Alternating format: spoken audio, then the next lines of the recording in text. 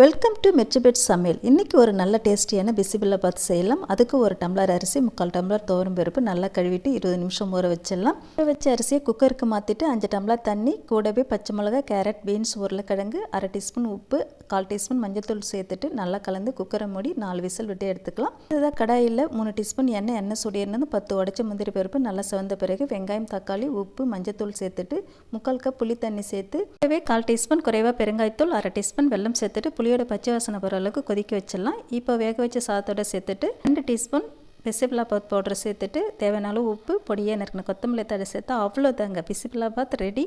Hello friends, இன்றைக்கி நம்ம சேனலில் பெரிய கத்திரிக்காய் வறுவல் எப்படி செய்யலாங்கிறத பார்க்கலாம். அதுக்கு 1 டீஸ்பூன் மிளகாய்த்தூள், 1 டீஸ்பூன் மல்லித்தூள், 1 டீஸ்பூன் கரம் மசாலாத்தூள், 1 டீஸ்பூன் இஞ்சி பூண்டு விழுது, தேவையான அளவு உப்பு சேர்த்துட்டு மசாலா பிசைகிறதுக்கு தேவையான அளவு புளி தண்ணி சேர்த்துட்டு மசாலா இந்த அளவுக்கு பிசைஞ்சு எடுத்த பிறகு இப்போ ரவுண்டாக கட் பண்ண கத்திரிக்காவில் நம்ம கலந்து வச்ச மசாலாவை எல்லா பக்கம் படுற மாதிரி கலந்து எடுத்துக்கலாம். அடுத்ததாக கத்திரிக்காய் நல்லா முறுமுறுன்னு வரணுங்கிறதுக்காக 1/4 கப் ரவையில் நம்ம மசாலா கலந்த கத்திரிக்காவை இது போல் 2 பக்கம் தேய்ச்சி எடுத்துக்கலாம்.